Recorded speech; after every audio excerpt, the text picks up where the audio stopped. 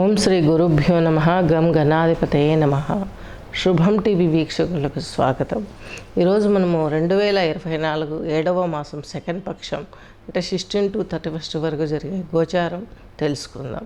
ముందుగా వచ్చేసి రాహువు వచ్చేసి మీనరాశి, కుజ గురువులు వచ్చేసి వృషభ రాశి, రవి మిథున రాశి, బుధుడు కర్కాటకం, శుక్రుడు కర్కాటకం, కేతు వచ్చేసి కన్యారాశి, చంద్రుడు వచ్చేసి తులారాశి, శని భగవంతుడు కుంభరాశి సంచారం, రాహు వచ్చేసి మీనరాశి సంచారం చేస్తున్నారు. కాకపోతే కుంభరాశి కుంభలగ్నం తీసుకున్నట్లయితే మీ రాశాధిపతి వ్యయాధిపతి అయినటువంటి శని భగవంతుడు మీ రాశిలోనే ఉన్నారు. తద్మూలకంగా మీకు ప్రయాణాలలో విసుగు విరామం కలిగే అవకాశాలు ఎక్కువగా ఉన్నాయి. అలాగే ఈ యొక్క వాయు సంస్థలలో పనిచేసే వారికి, గనులలో పనిచేసే వారికి కొంత వ్యతిరేక ఫలితాలు అనేటివి చవి చూస్తారు.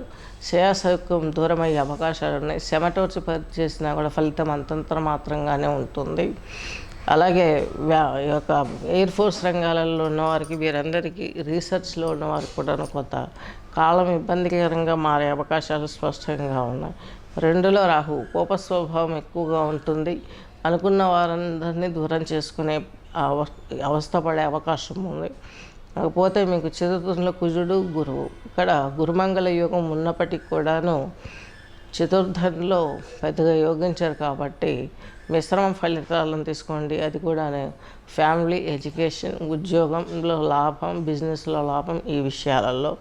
అలాగే కొంత న్యాయవాద వృత్తులలో ఉన్నవారికి కూడా పోటాపోటీగా ఉండే అవకాశాలు స్పష్టంగా గోచరిస్తున్నాయి. ద్వితీయంలో మీకు రాహు ఉండడం అనేది దీన్ని కోప స్వభావాన్ని పెంచుతుంది కాబట్టి దుర్గా ఆరాధన, దుర్గాస్తుతి చేయండి. అలాగే మీకంటూ ఒక మెట్టు ఎదగటానికి మీ జీవిత భాగస్వామి మీకు ఉపయోగపడుతుంది. మిశ్రమ ఫలితాలు ఇక్కడ గోచరిస్తున్నాయి.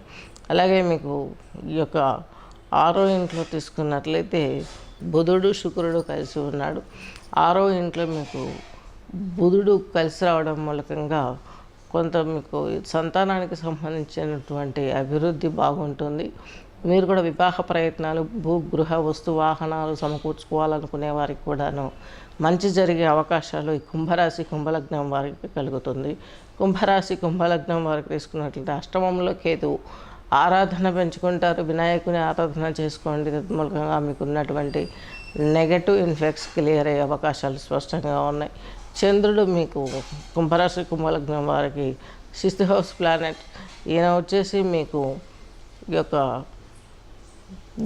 భాగ్యంలో ఉన్నారు. దీని మూలకంగా కూడా మీకు జలవనరులలో పనిచేసే వారికి, అలాగే కొంత ఉద్యోగంలో పెను మార్పులు జరగాలని ఇప్పటి నుంచో ప్రయత్నం చేస్తూ ఉన్న వారికి చిరు అవకాశంగా ఎక్కడో ఒక అదృష్ట సంఖ్య తగిలే అవకాశం ఉంది.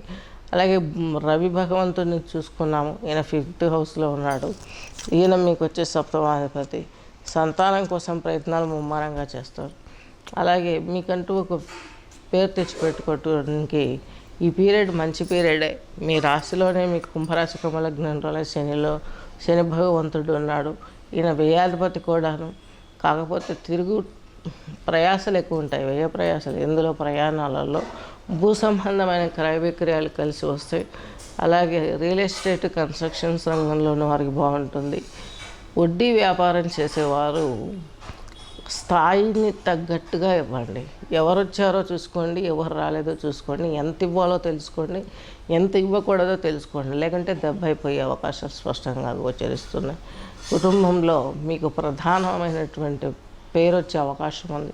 సొసైటీలో మంచి పేరు వచ్చే అవకాశం కూడా ఈ కుంభరాశి కుంభలగ్నం వారికి ఉంది. ఈ కుంభరాశి కుంభలగ్నం వాళ్ళకి ఎక్కువగా స్థిరంగా ప్రయత్నాలు చేస్తూ ఉంటారు. అవి మీకు ప్లస్ పాయింట్. దాన్ని పట్టు వదలకండి. పాలిటిక్స్ రంగంలో ఉన్న వారికి కూడా బాగుండే అవకాశాలు ఒక 50% కలిసి వస్తున్నాయి. అలాగే ఇంకా మీరంటూ ఏం చేయాలి అనుకుంటే అది చేసేసుకోవచ్చు ఈ టైంలో బిజినెస్. కాకపోతే ఒకసారి మీ యొక్క వ్యక్తిగత జాతక చక్రాన్ని పరిశీలింప చేసుకుంటే ఇంకా మంచి సలహాలు ఇవ్వటం మూలంగా మీకు మంచి జరిగే అవకాశాలు స్పష్టంగా గోచరిస్తున్నాయి. ఈ యొక్క మీరు నీలాన్ని పెట్టుకోవాలి. నీలం పెట్టుకునేటప్పుడు ఒకసారి చార్ట్ పరిశీలింప చేసుకొని తద్వారా మీరు డిసైడ్ చేసుకున్నట్లయితే మీకు మంచి ఫలితాలు వచ్చే అవకాశాలు స్పష్టంగా గోచరిస్తున్నాయి. జమ్మి ప్రదక్షిణలు చేయగలరు. వెంకటేశ్వర ఆరాధన పెంచుకోగలరు. స్వస్తి.